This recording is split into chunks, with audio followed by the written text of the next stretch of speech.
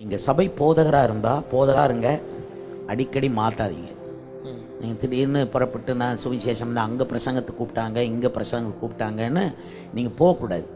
நீங்கள் அடிக்கடி வெளியே கிளம்பி உங்கள் ஊழியத்தை கவனிக்காமல் போனீங்கன்னா உங்கள் தாயின் சகோதரர்கள் உங்கள் மேல் கோபமாக இருந்து திராட்சை தோட்டங்களுக்கு அதிகாரியாக உங்களை வைத்தார்கள். உங்கள் சொந்த தோட்டத்தையோ நீங்கள் காக்கவில்லை அப்படின்னு உன்னத பாட்டு 1:5 இருக்கிற மாதிரி உங்கள் சொந்த ஊழியத்தை காக்க மாட்டீங்க. உங்கள் சொந்த சபை வளராது.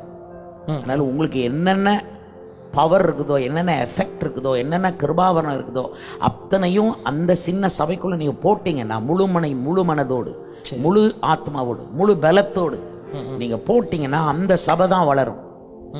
அதை செய்யுங்க. நீங்கள் ஞாயிற்றுக்கிழமை பிரசங்கம் பண்ணுறீங்க, அப்புறம் திங்கக்கிழமை கிளம்பி எங்கேயோ போகிறீங்கன்னா அப்படி அந்த சபை வளராது. You have to be there. சபையிலேயே இருந்து சாதிக்கணும். இப்போ இந்த சபை வளரும். அப்புறம் புது ஊழியக்காரங்களுக்கு சொல்கிறேன், நீங்கள் நம்புங்க. உங்கள் ஊழியத்தை கர்த்தர் நிச்சயமாக ஆசீர்வதிப்பார். ஒவ்வொரு விஷயத்துக்கும் நம்புங்க. பிரசங்கங்களை டீசெண்டாக தயார் பண்ணுங்கள். இன்டீசென்ட் வேர்ட்ஸை நீங்கள் பிரசங்க மேடைக்கு கொண்டு போகாதீங்க. அதுக்கப்புறம் நீங்கள் பாட்டு ப்ராக்டிஸ் பண்ணி பாடுங்க.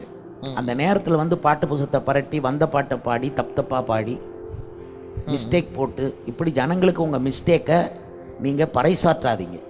உங்கள் மிஸ்டேக்கை நீங்களே விளம்பரம் பண்ணக்கூடாது. அப்படி நிறைய பேர் பண்ணுறீங்க. உங்கள் மிஸ்டேக்கை நீங்களே ஏன் விளம்பரம் பண்ணணும்? அதுக்காக நீங்கள் ரொம்ப ஜெபம் பண்ணி, ஆண்டவரே வார்த்தையில் மிஸ்டேக் வரக்கூடாது, பாட்டில் மிஸ்டேக் வரக்கூடாதுன்னு சொல்லி ஜெபம் பண்ணி நீங்கள் போங்க. கரெக்டாக தேவன் அதை செய்வார்.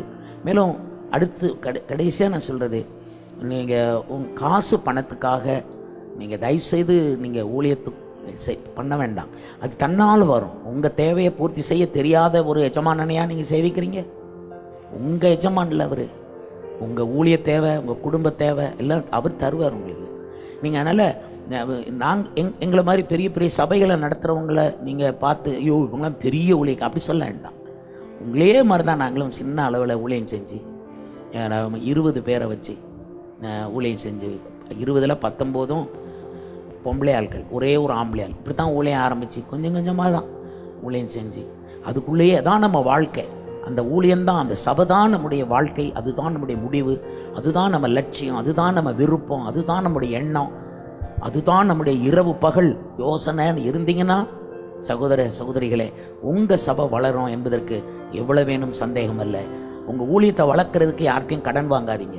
வாங்கினீங்கன்னா உங்கள் ஊழியம் அத்தோடு முடிஞ்சு போகுது. அதனால் கடன் வாங்கி ஊழியம் செய்ய தேவையில்லை. காத்திருந்து கர்த்தர் தர்றதை வாங்கி ஊழியம் செய்யுங்க. சக்ஸஸ் உங்களுக்கு வரும். நீங்கள் எந்த மனுஷனையும் தேடி யாரையும் பிரியப்படுத்த பார்க்காதீங்க. இந்த நாட்டில் எப்படி இருக்கிறாங்கன்னா, யாரையாவது நல்லா பிரியப்படுத்தி நீங்கள் சொன்னது போல் கொஞ்சம் ஐஸ் வச்சு அப்படி இப்படி பேசினா தான் காணிக்க கொடுக்குறாங்க. அதை பார்த்துட்டு நிறைய பேர் ஐஸ் வைக்கவே பரப்புவாங்க. ஐஸ் வைக்கன்னா சும்மா இன்பமான மொழிகளை பேசி தரமற்றவர்களுக்கு அதிக மரியாதையை கொடுத்து இப்படி சொல்லி அந்த காசுக்காக இப்படி நம்ம செய்யும்போது கொடுத்துருவாங்க. காசை கொடுத்துட்டு பிறகு உங்களை மதிக்க மாட்டாங்க அல்லவா? அதனால் அது மாதிரி இல்லாமல் சும்மா கர்த்தரை நம்புவோம்.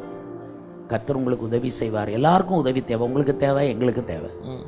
ஆனால் கர்த்தர் இருக்கிறார். ஐஸ்வர்ய சம்பன்னரார்.